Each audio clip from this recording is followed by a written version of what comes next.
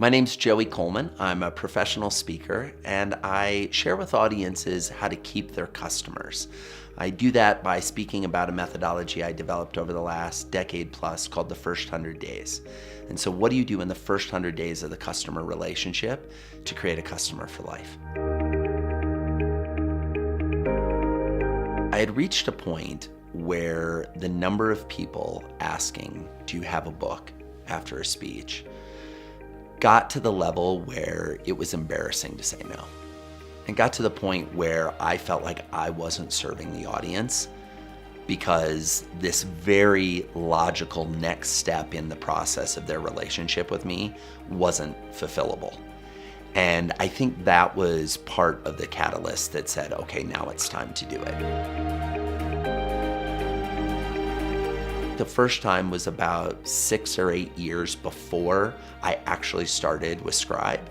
I wrote a proposal, I gave it to a buddy of mine who I respected his perspective, and to this day I love him and he's great, but he bled that proposal. I mean, he gave it back to me and it was full of red lines, it was edited, it was trashed.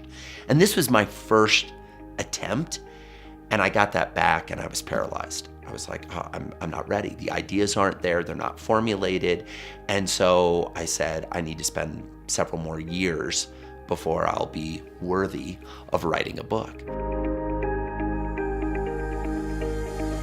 I got to talk instead of write. I love writing. Writing's great, but I'm a much faster talker. It's my job, right? This is what I do as my profession.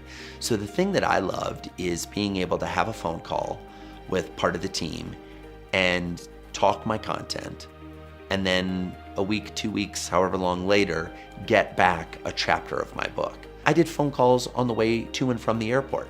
I did phone calls late at night when my family was asleep. I did calls on layovers at airports in between. I'd find a quiet space. So the ability to write my book as part of my life, as opposed to carve out an area of my life for book writing, was incredible. We did the entire first draft of the book, 220 pages, in 12 one-hour phone calls. That's it. And so this thing that had been an albatross around my neck for a decade was done in 12 hours. Now, that was the first draft. We edited on top of that, we refined from there. But to have a first pass of the entire book, 220 pages down in 12 one-hour phone calls, are you kidding me? That was amazing. The immediate impact was I got a 6-figure advance from a traditional publisher. Now, I took that money and plowed it into marketing of the book, but I would have had to come up with the money for marketing of the book elsewhere had I not gotten that advance. So before we even started officially writing the book, the return on investment was hefty 6 figures.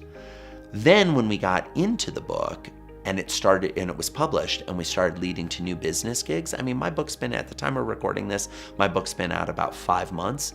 I would say that I can easily attribute, easily, without even doing the math, $300,000 to new business as a direct result of people that read the book. And we're 5 months in. It's just getting started. We hit number 2 on the Wall Street Journal when the book came out, which was amazing and incredible and felt really excited for. And since then, the number of people who read the book, who reach out to me to do speaking gigs or consulting gigs, has definitely increased. One of my favorite ones is I had a $1 billion European company. The CEO of the company called me last Thursday and said, I read the book. I think this message is important for our team. Will you be the lead keynote at our annual meeting in 3 weeks? Now, as a speaker, that type of close, that type of lead time, that type of call where they're like, I'm in, I want it, tell me how much it's gonna cost, we're booking you, is incredible. And I can't envision how that individual would have come to know of me had I not had a book.